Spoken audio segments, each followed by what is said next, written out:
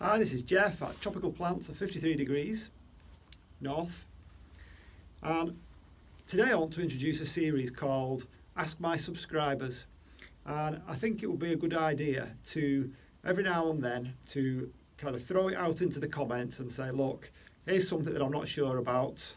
As you know, I'm on this kind of learning journey, trying to create this tropical environment in the north of England on the 53rd parallel, and I've done a video all about the controllers and how I make the heat at the minimum and maximum temperatures that I need for this greenhouse, this environment. And something I've been struggling with for a while is something that might actually never happen. And it's one of these things that you kind of put it to the back of your mind and you don't do anything about it, and then it could just happen, and then everything could be lost. And what I'm talking about is if there is a power outage.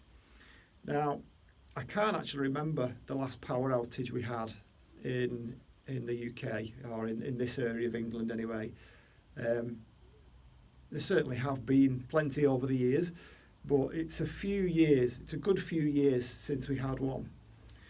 But it happens, and if it does happen, very often it's only brief and it's soon sorted out. But if it happens in the middle of the night and it's below zero and all my heaters go off and all my control systems, which I've painstakingly set up, if they all go within a few hours, then the whole lot could be lost. And any of you that's bought orchids and tropical plants before will know that they are expensive. They're even more so expensive in a country like this because they need to be kept warm. I guess if you're buying them from a place where they actually come from, then they're going to be cheaper because they'll be fine outside. So anybody growing these things and then selling them in this country will also have to pay to keep them at the right conditions. So if the temperature does go down in here, if it drops below zero, which it could do very, very quickly overnight, then the whole thing is lost. So the question is, what should I do to try and insure against that? Maybe just in talking about that, maybe I should insure it. Maybe I should financially insure it and see if there's a policy I can get. I don't know, maybe too expensive. Obviously, I can't use a backup heater because if I've no electricity, then I can't plug it in. Maybe I should use a gas heater. Now, I've had a look at gas heaters, and this, in my mind anyway, seems to be the only solution. I can't think of anything else. And what I've kind of settled on is to get one of these, I think it's butane gas, where it comes in like a big, like a metal cylinder, like a canister, and you keep that outside and run a pipe into the greenhouse so that it attaches to one of these blue flame heaters. So that, to me, it's one of these things that it's going to be quite expensive to pay for. It's probably never ever going to be used, but it's there as a backup just in case. I guess I would also need, because I might not know that this is happening, I would also need a controller to tell me the internal temperature of the greenhouse and to alert me when the greenhouse goes below a certain set temperature. Now, there's lots of cheap things that do this, but there's not many that actually have an app and give you an alert. I have found one that's about £50. I can't remember what it's called. Could be something like Proline, something like that. There are a number on the market, but that was the cheapest with the best reviews that I could find.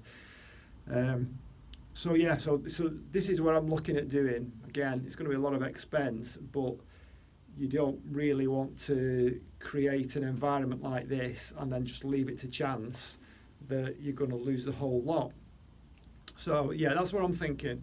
Get one of these temperature sensors that will alert me if it goes below a certain temperature. So if the temperature does drop in the night, if we do lose some power, I can then whip down and stick this blue flame heater on and keep everything alive. It would work too when I go on holiday, because you can leave this blue flame going for quite a while. They have all sorts of fail safes on them. So that was just a quick one. So I'm throwing that open to people, and if anybody is in a similar situation, obviously if you've got a grow room and it's attached to the house, then maybe it's not quite as much of a problem. You know, you can open your doors, get your central heating on, and it can go out into the grow room and keep it above zero. But obviously this is a freestanding greenhouse, and if the temperature does or is allowed to drop below zero inside, then I will lose an awful lot of stock. Maybe it's just cheaper to replace them than to buy one of these heaters and try and keep it going, because these butane gas canisters are not cheap. I think the heater that I was looking at, that was the size I needed for a building like this, was somewhere between £100 and £200. I can't remember exactly. So that's today's question, and I'll keep it short for once. So if anybody has any suggestions or anybody's had any experience of this, then please let me know. Write it in the comments, and I'll see you on the next one. Bye.